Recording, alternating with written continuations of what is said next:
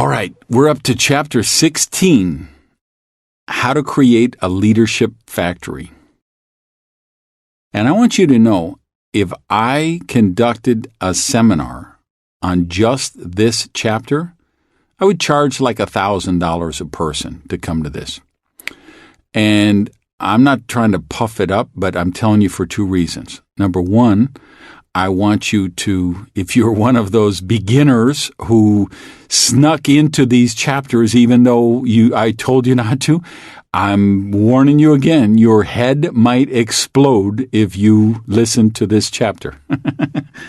And for the rest of you, I want you to listen to this chapter with the reverence that the content demands, because it's that important.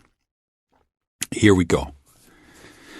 How do you recognize potential leaders, nurture them, and then facilitate a process where they can continue that development of leaders down hundreds or even thousands of levels in your organization? You won't accomplish this through strength of personality, training longer, or sharing more motivational quotes in your WhatsApp groups. I know that's shocking because a lot of people believe that if they just put enough motivational quotes in their WhatsApp groups, it's going to build their business. Sorry to break the news to you. You've got to create an institutional culture that values leadership, recognizes potential, and rewards results. And throw in a little celebration, too. Let's unpack that process to analyze what good leaders look like, where they come from, and how they're developed. Having built teams of more than 200,000 people, I've had a great vantage point from which to witness the leadership development process firsthand. Starting with a talented pool of potential leaders and tracking the behavior patterns that cause them to develop into actual leaders. And one surprising discovery I've noticed is the huge disparity in the various origin stories of leaders in our profession. There are kids who were raised in wealth and privilege and kids who grew up on the street. Kids who were raised in strong traditional families and kids with no family to speak of. Pampered kids with helicopter parents and kids who were abused. At the time distributors reach your team, they could be Fortune 500 CEOs, homemakers, or gangbangers. School teachers, serial entrepreneurs, or Uber drivers. There is no template from people's past that determines their probability of success in our profession. Everyone on your list has the possibility and potential to become your next successful leader. And I mean this. I have had CEOs join my team and be abject failures, and I've had gangbangers who joined who are now successful, productive citizens of society. So, what are the commonalities that define those who do succeed at becoming strong, positive leaders? The primary commonality is they decided to become a leader. Your background defines you only if you allow it to. You decide whether to stay on the track you're on or change the course. The people who become successful leaders at some point make the decision to become a leader. They don't waste time trying to find themselves. They decide the kind of person they want to become, and they create that person. They decide to learn new skills, work on themselves, and take the actions. They decide to schedule their working hours, prioritize their actions, and conduct the presentations. A huge dynamic is deciding to hold themselves accountable. And perhaps most importantly, they decide they are worthy of a leadership position. Once you make that decision, your perspective changes radically. Instead of focusing on how you become more successful yourself, you start migrating toward ways to add value to the team. If we put leadership under a microscope and break down the DNA, it's ultimately going to lead us to the essence, adding value. Adding more value to the team than you're taking from the team. This is bigger than thinking about yourself, your customers, and your team members. To be a leader, you have to understand that you are just an organism within a greater ecosystem, which includes not just your team, but also your sponsorship line, the system, the company, even other companies in the profession. If you start drinking your own Kool-Aid, you begin to believe that everything revolves around you. Your overactive ego will suck too much oxygen out of the ecosystem, and all the organisms suffer, even and especially you. You may think because you're the top dog, you're somehow immune to the law of physics. You're not. Teaching others how to think. Let's return to my definition of leadership, the part about inspiring people to become the highest possible version of themselves. You can make this possible only when your team increases their belief and esteem as a result of their exposure to you. That means you've done much more than demonstrate leadership skills and qualities to them. You have allowed them to imagine the possibility that they can achieve the same level of development in themselves. Strong, positive leaders do this by helping those who follow them believe in themselves. And a critical element in this is teaching them not what to think, but how to think. The old leadership model was to teach people what to think. The belief was that if you simply indoctrinated people as to what to think, and of course one of those thoughts is to never question authority, they would blindly follow. The fact is, many people are actively looking to be shown what to think. They search the globe for gurus to follow and movements to join. The strong presence today of gangs, cults, and even organized religion is a manifestation of this. People watch networks like ESPN and BBC Sport to learn what they should think about their home team superstar. They listen to bombastic buffoons on talk radio stations to know what to think about political issues. And they read the entertainment blogs so they can know who is hot, hip, and trendy, right? The education system around the world is not teaching young people to think. It's forcing them to memorize facts to pass tests. The same facts they could look up in 6 seconds on their smartphone. Although this environment exists, strong, positive leaders don't exploit it. They carefully choose the people they lead and select only those who are interested in thinking for themselves. They create a climate in which people develop problem-solving skills, which cultivates thought and builds belief in themselves. And not incidentally, considerably increases duplication. Now, I know I'm getting deep here on a psychological basis. That's why I told you this chapter, I would charge $1,000 to teach this, right? Because this is the real world stuff. True leaders don't develop people's belief in the leader. They develop a belief in the follower. You heard me say that before. Why are we going back here? Because as a leader, they foster growing confidence and esteem in their followers and help those people think independently. This free thinking and newfound confidence causes followers to empower themselves into leadership behaviors of their own.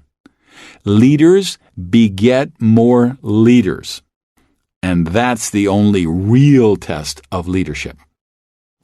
Let's talk about investing in leaders. As I was flying home one night, the flight attendant came by my seat to thank me for my loyal business. She noted that I was a 3 million miler and said she didn't even know how that was humanly possible. And I didn't have the heart to tell her that I have almost 4 million miles on other airlines. This year, I'm at the elite level on 3 different carriers. You know why I travel so much? I'm investing in leaders. Because I know that a well-trained leader in a leveraged sales organization is one of the most lucrative investments in the world. Time invested in a potential leader can pay off for decades. The best part is your investment pays back in many ways other than the astonishing financial return.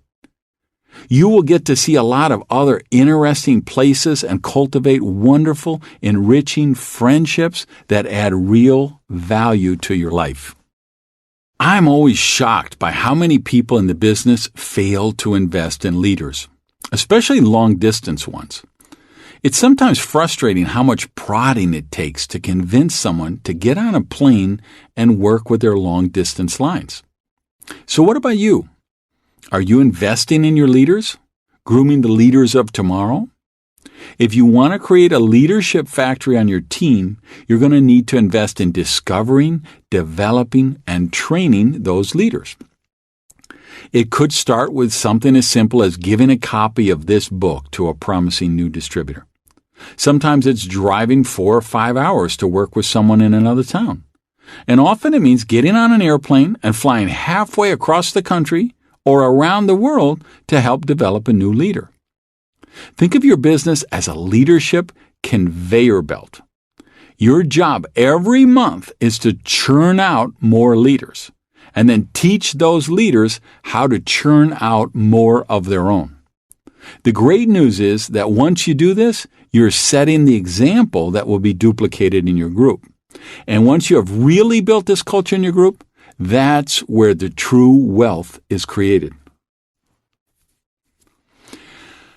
All right, let me share 5 foundational premises about leadership in our particular business. I believe these premises qualify as first principles on which everything else is built. Listen to the list and then we'll break them down individually. Number 1, you're running an all-volunteer army. Number 2, if you ask everyone to lead, no one does. 3, challenge, don't pander. Number 4, you must work 3 rungs in the ladder. And number 5, recruiting leaders produces growth now. Grooming leaders produces sustained growth. Let's look at the first premise. I struggled mightily in my first tour of duty in the business. The second time around, I was able to attract talented people much more easily, and I built much more quickly. Reflecting back on the differences between the two experiences, I believe my eventual success was due to what I had learned working with volunteer organizations in the meantime. I had been president of the Chamber of Commerce, president of my church board, and the Florida Speakers Association. Every volunteer organization is an all-volunteer army. There's no conscription. There's no draft. You can't hire and fire people. You have to fashion an environment where they want to become a willing contributor. And guess what? That's also exactly the case with leading a team of people in leveraged sales. The second premise speaks to a frequent mistake new people make in the business. They assume everyone is a leader and give all of their people leadership metrics to perform. This mistake will kill your group fast. They make statements to their team like, everybody here is a leader, so you have to, keep making cold calls till your finger bleeds, or you have to conduct 20 presentations a week, and blah, blah. Okay, no, not everyone is a leader. Not everyone even wants to be a leader. In fact, a huge portion of your team will be people who joined explicitly to follow you or other leaders. So when you make leadership activity a requirement for acceptance, You end up driving away a lot of good people. Some of the people you lose wouldn't have become leaders, but still would be valuable members of your team. And others would have developed into leaders, but the speed you were demanding scared them away prematurely. Some people who are followers turn out to be capable field generals. They will work relentlessly to implement and maintain systems, events, and policies in the organization. They're just not going to be helpful to you in designing them. You need to be aware of your group dynamics. Who is who on your team in their roles as customers, retailers, casual builders, let's put followers in parentheses after that, serious builders, let's put field generals in parentheses after that, and leaders. So, customers, retailers, casual builders, serious builders, leaders. My third premise is about the need to challenge people. People don't develop into the highest possible version of themselves if they are surrounded by people who give them permission to stay just as they are. Let me tell you what I know about you. Even if we've never met and you're listening to my voice and we've never been in the same room, here's what I know about you. You have surrounded yourself with people who give you permission to stay the way you are. Because we all do that, right? So the people on your team right now, everyone around them is doing that. They're giving them permission to stay the way they are. They need someone to challenge them to become more. And that someone needs to be you. Let's look at the fourth premise and what I mean by working 3 rungs in the ladder. The activities that drive growth, like training and counseling, are always done across levels in the organization. The bronze rank distributor is counseling with their upline silver rank, and that silver rank is counseling with their upline gold rank. Both your progress as a leader and your ability to nurture other leaders are based on this dynamic. Make sure you're reaching down a level to help those below you, and also reaching up a level to receive assistance yourself. These leaders upline are your best source of help. When you create partnerships with them, you are better equipped to guide and support those below you. And you are modeling the leadership traits that will develop more leaders in your group. And of course, they will duplicate the same process down the group. Let's go deeper into the last premise. Too many people are chasing after leaders in other programs, trying to entice them to jump ship. And of course, this can give you a really quick volume boost. But to create viable, long-term volume and duplication, you need to be grooming your leaders from within. If you're intrigued by the idea of these 5 foundational premises, be sure and read my book, Lead Your Team. It contains 21 leadership lessons for direct selling and really captures my philosophy on the topic. It's not a book like this one. It's not 70,000 words. It's a short book, just the 21 key leadership lessons and a few thoughts on each. Now, let's explore the good stuff. And again, this is deep stuff, so pay attention. I'm going to give you now the leadership development path in leverage sales. 9 steps. This would be one of the things to jump out of your AirPods and jot down in your journal. Number 1, decide. 2, become proficient at the 4 basic skill sets. And just a reminder, that's meeting people, working a candidate list, inviting, and follow-up. 3, lead people who choose to follow. Using, of course, the study, do, and teach simultaneously approach. 4, become proficient at leadership skill sets. These would be skill sets like presenting, people skills, conflict resolution, and leadership skills. Stage 5, identify and reach out to potential leaders. Stage 6, train those aspiring leaders on the leadership skill sets. 7, train those aspiring leaders how to lead their followers. Stage 8 is lead the leaders. And here you're utilizing inspiration, vision, and purpose. And the last stage, number 9, is fire yourself. So let's look at this leadership development path again. Decide, become proficient at the 4 basic skill sets, lead people who choose to follow, become proficient at leadership skill sets, identify and reach out to potential leaders, train those aspiring leaders on the leadership skill sets, train those aspiring leaders how to lead their followers, lead the leaders, and then fire yourself.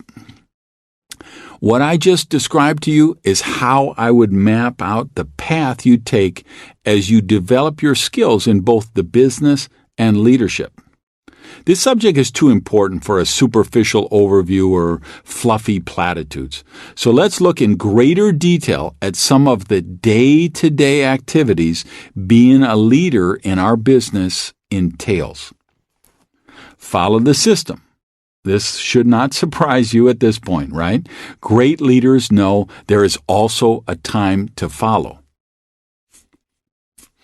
Because leaders are strong-minded, this can sometimes be an issue.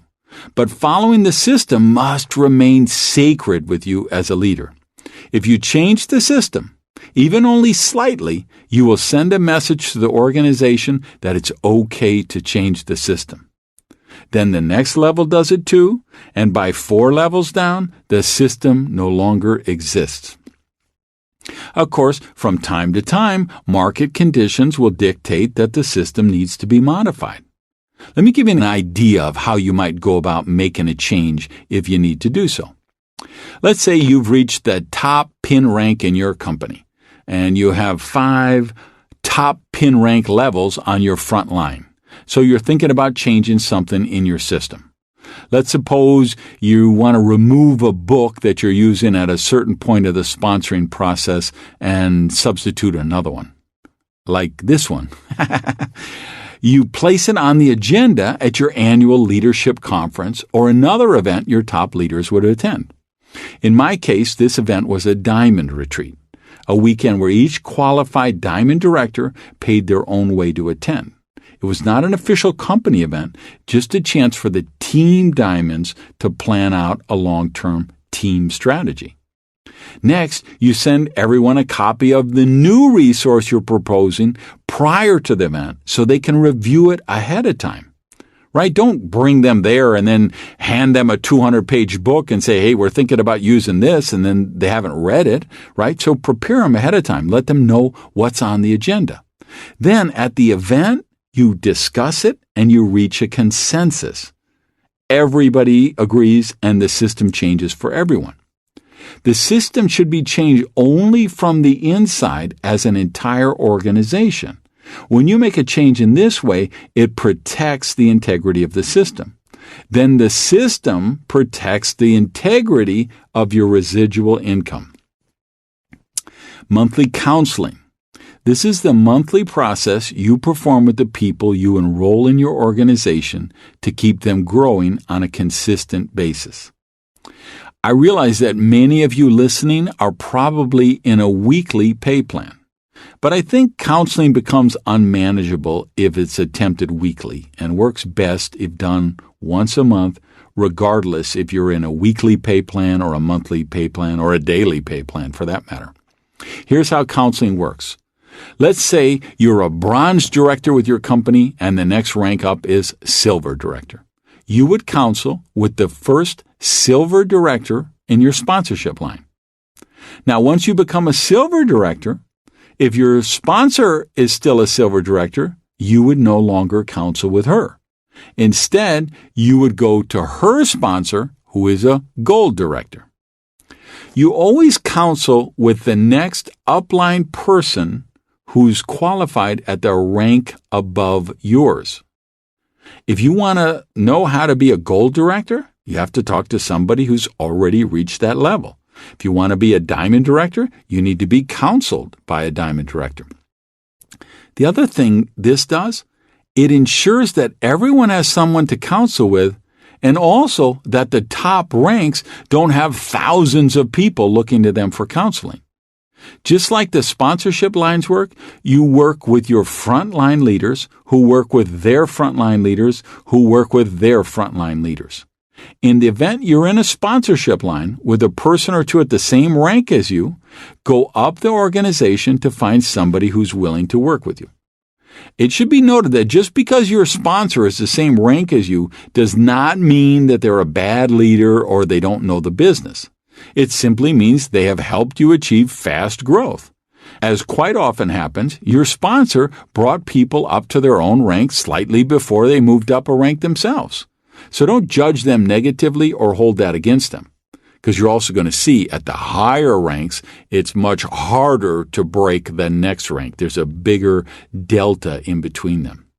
Celebrate the fact that they helped you get this far and counsel with the appropriate person in your sponsorship line. Learn from their experience.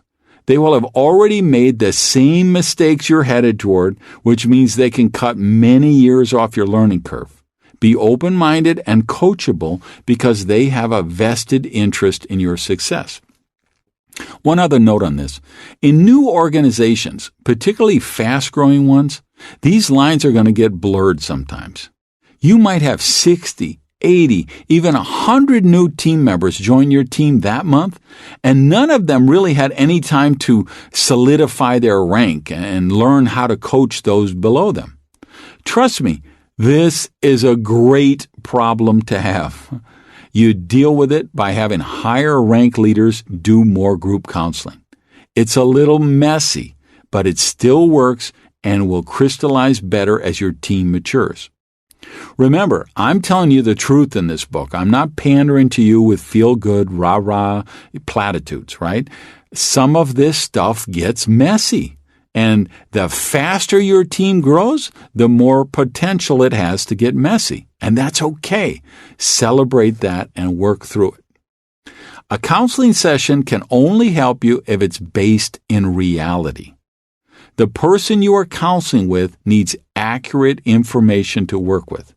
Don't draw out 12 lines if you really only have 5 active lines. Don't tell them you invited 15 people to the presentation when you really only invited 3. Otherwise, the counseling is based on faulty premises and the advice you receive really won't help you. In terms of the actual counseling, the foundation is tracking the key metrics each session. Here are the ones I think are the most important. Now, your sponsorship line may have others, but here's what I'm recommending as definite key metrics to track. Rank, personal volume, number of distributors in the team, total team volume, average volume per distributor, number of retail customers, average customer volume, number of new enrollments, number of personal active lines, number of personal lines with a leader, and total leaders in the team. By now you've probably figured out, it would be good if I had a printed copy of this book as well. And I'd recommend that. Even if you're one of these audio people and you just want to listen in the car, you just want to listen on the treadmill, I get that. I'm a big podcast guy myself. But I think you'll find it will behoove you to have a print copy of the book as well as a print copy that you can lend to really serious candidates. So you can have that for the lists and the checklists, stuff like that, but you can still have this audio version that you're listening to now so that you can do it when you're on the plane or you're just an auditory person and you want to hear it auditory instead of print.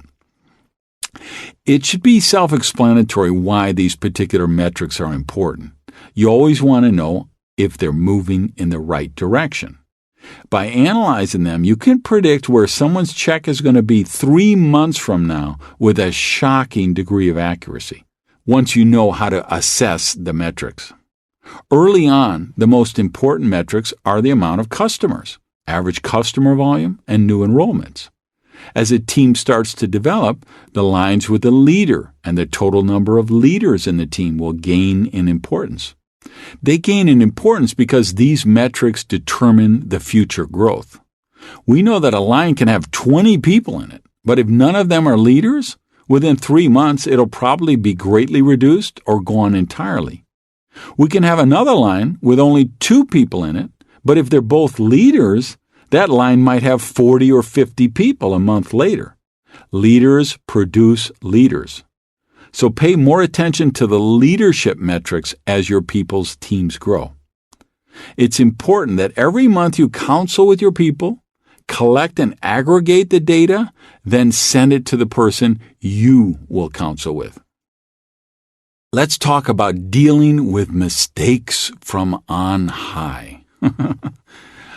I hate to break this news to you, but there will be times when your company or sponsorship line is going to mess up. Not necessarily because they're bad people, but because all companies and sponsorship lines make mistakes at some point. Get used to it. The company may launch with a bad comp plan or change the plan and it doesn't perform as projected. The distributors struggle, lose faith, and quit. Or the sponsorship line acts out of integrity by taking some action that harms the team. Members of the team feel betrayed, lose faith, and quit. That's the superficial assessment. People lose faith and quit. But here's what really happens in those cases. Yes, the company or sponsorship line screwed up and caused the problems.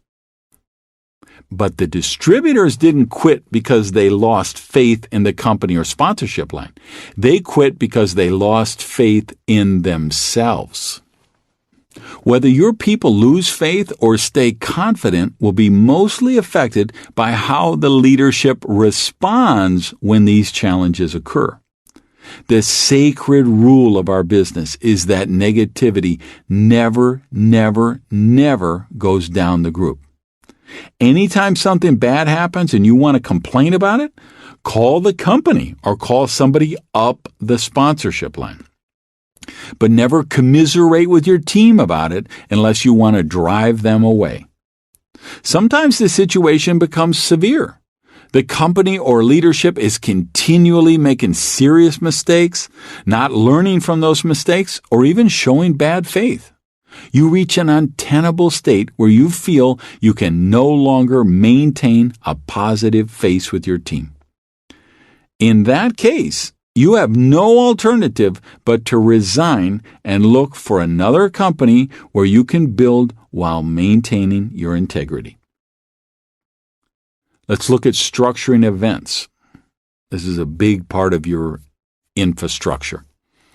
Your event structure is a powerful ally in developing new generations of leaders. Think of the event levels as a farm system, similar to what major sports do.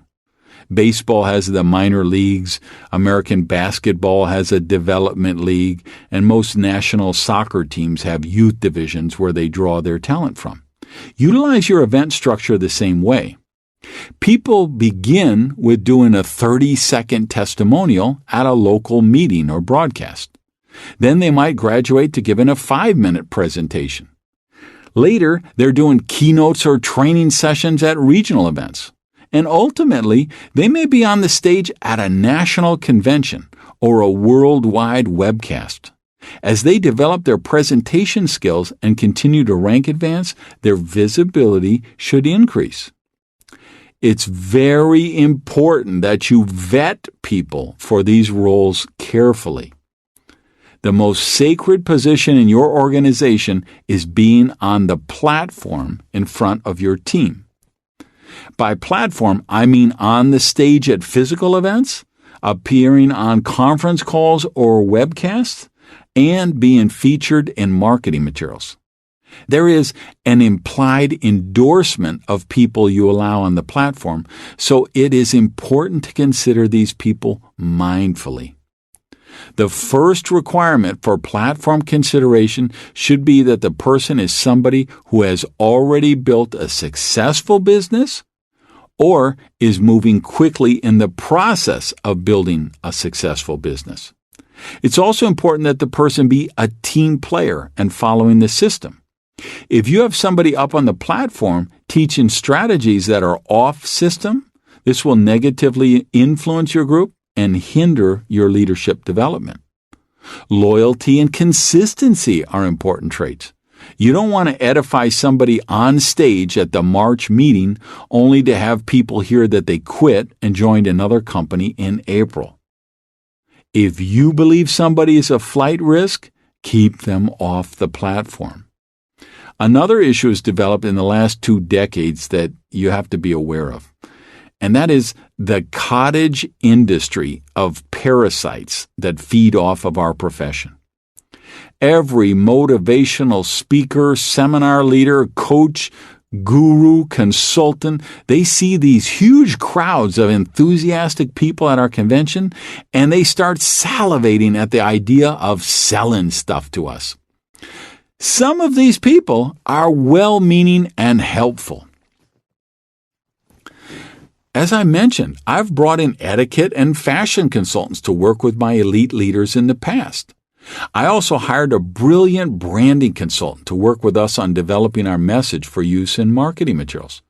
It's essential that when designing a compensation plan, every company engage a competent professional compensation plan consultant. Just as it's important to keep a law firm on retainer that specializes in direct selling. Bringing in a powerful motivational speaker to conduct an inspirational opening keynote or closing keynote can provide astonishing value to your convention or major event.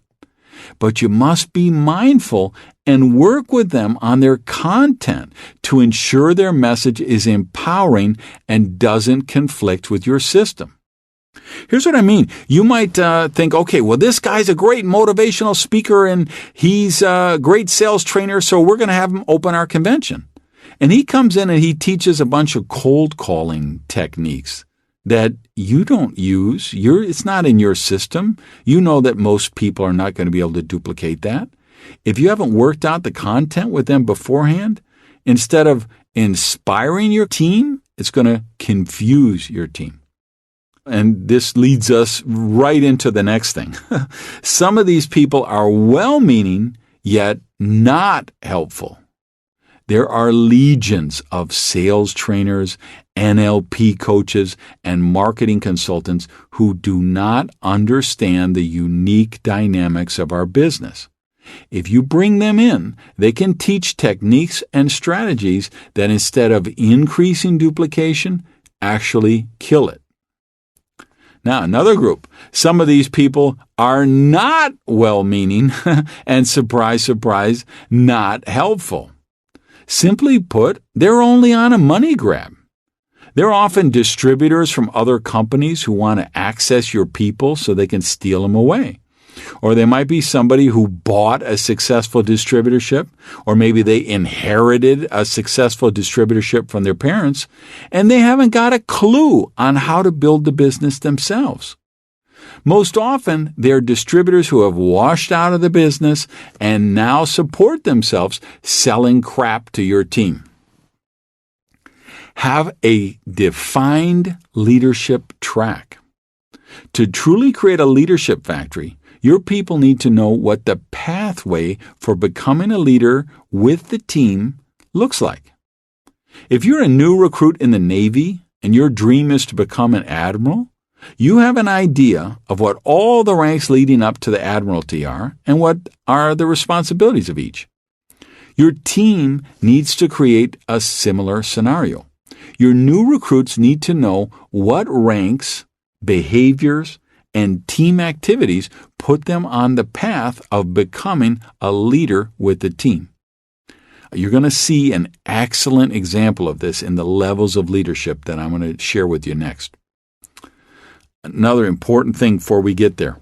Impose the death penalty where appropriate. If your company reaches critical mass and starts experiencing exponential growth, you're going to witness the next zombie apocalypse, okay? Here's why. Because at any given moment, there are thousands of MLM zombies desperately looking for a hot new deal because the last money game or the last under-the-table deal that they had collapsed. Unfortunately, in this group, there are at least 30 or 40 people who have done such a deceitful job promoting themselves, they're actually thought of as veteran leaders by some people in our profession. They write books or they're coaches. They often maintain a strong presence on social media. They consult to gullible startup companies, or they're conducting generic seminars in the space. They will come into your company and make a big splash with all of the rollover zombies that they bring with them. But once they stall out or somebody offers them a deal somewhere else, they'll bolt and try to take as many of your other people with them as they can. Likewise, you have to be alert for terrorists, the people who act illegally, steal recruits, or flout the policies and procedures. This unethical behavior destroys the culture in your organization and can even threaten the viability of the company. Above all else, you must protect your organization. So when people reveal that they are zombies or terrorists, impose the death penalty, which is immediate termination. Do this swiftly and publicly so people understand what is and isn't accepted in your culture. And a lot of companies try and hide this. They get somebody and they have to terminate them and they're thinking, let's do this quietly, no fanfare, and maybe no one will notice, but this cancer will be gone. No. Everybody's going to know. You want to make it public.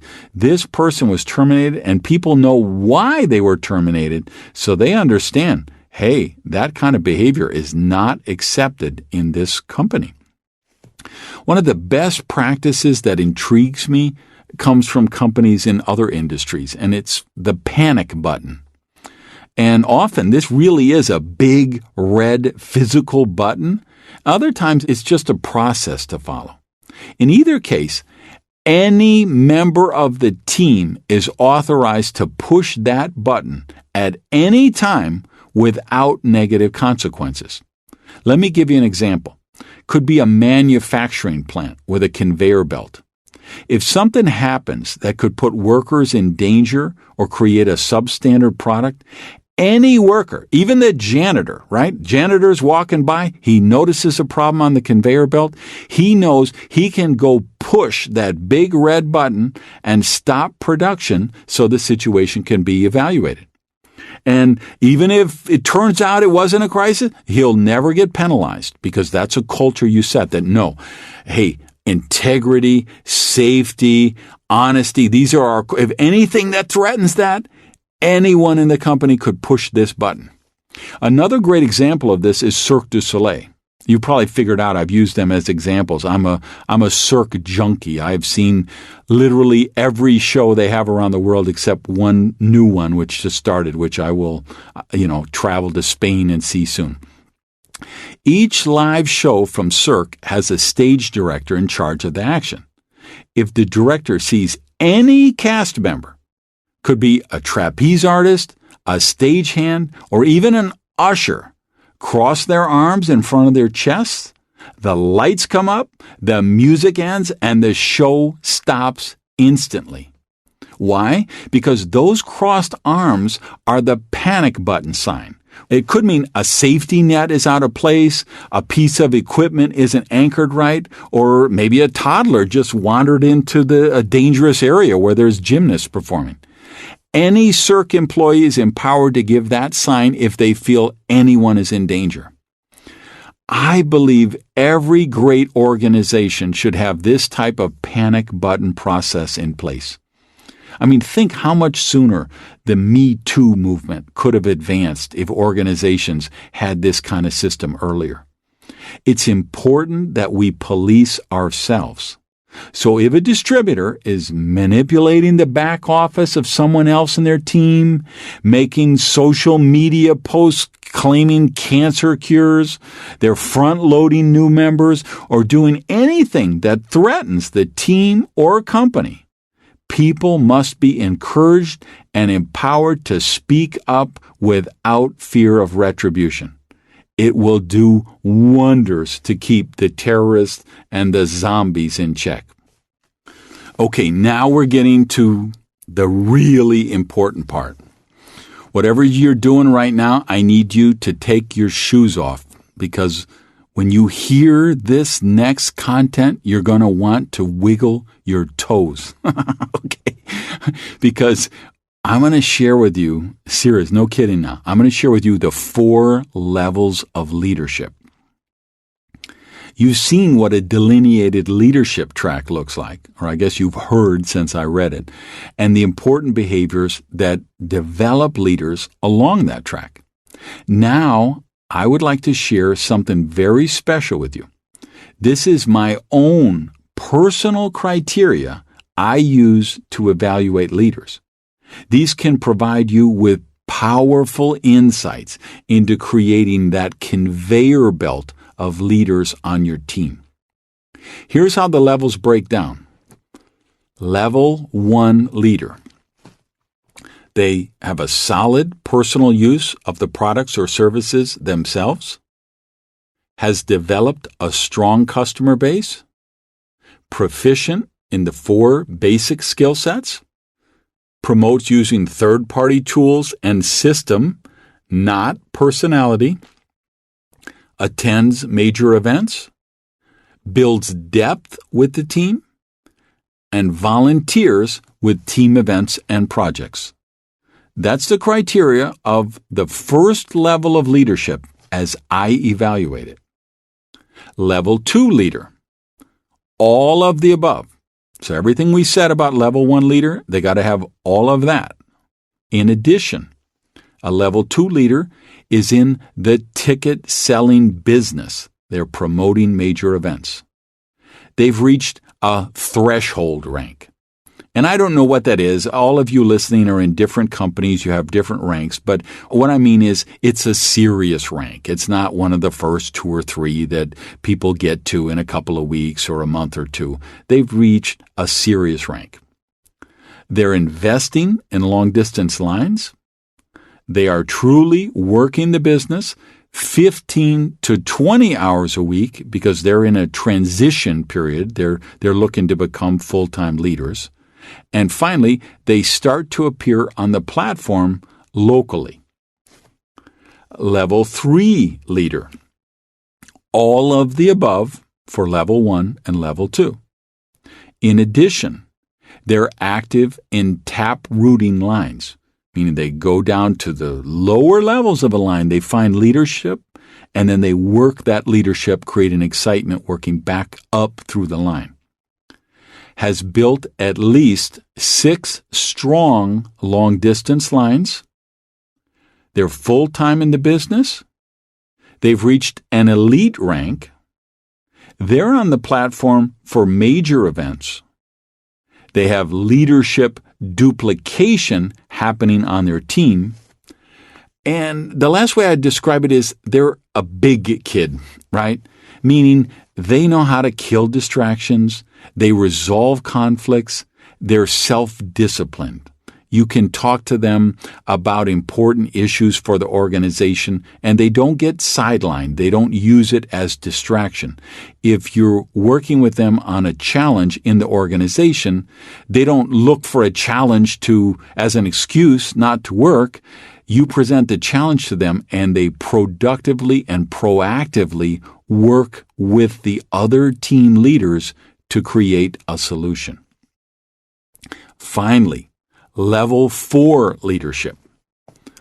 All of the above, level 1, level 2, level 3.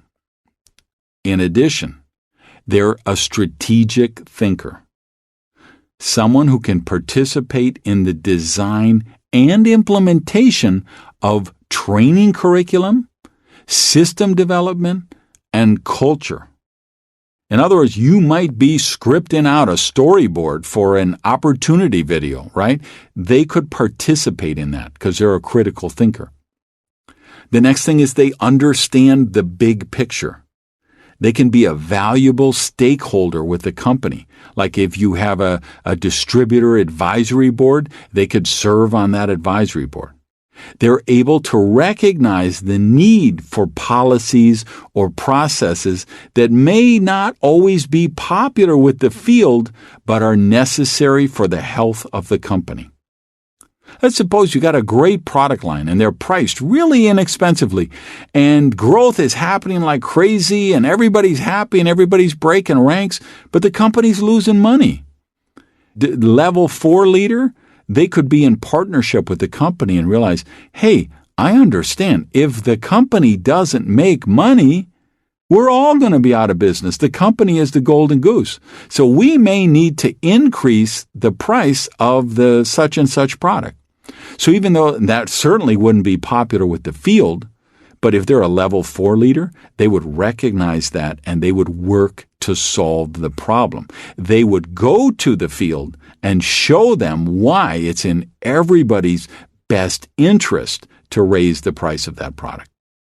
And finally, my definition of level 4 closes with a maestro who brings out the unique and best talents of each member of the orchestra. As you can see, my definition of leadership is glaringly different from what most people in our business understand it to be. In a team of 100,000 people, in your first 5 years, you likely won't have more than 1 to 4 people who would actually qualify as a level 4 leader. No lie. I'm talking, 100,000 people. You'd be fortunate if you had 3 or 4 who were level 4 leaders by my definition during the first 5 years. Now, as it matures, 10 years in, 15 years in, that number is going to go up. Here's the most important thing you must know about these levels. Let me say that again. I said that too casual, right? Here's the most important thing you have to know about these levels. You have to adapt your coaching to interact only one level up from the person you're working with. Here's what I mean by that. As an example, let's suppose you really are a level 4 leader, as we've just described. Now, you've just sponsored a new enrollee. You can't be relating to them from up in the clouds as a level 4 leader. In their case, you need to serve their needs by acting as a level 1 leader with them.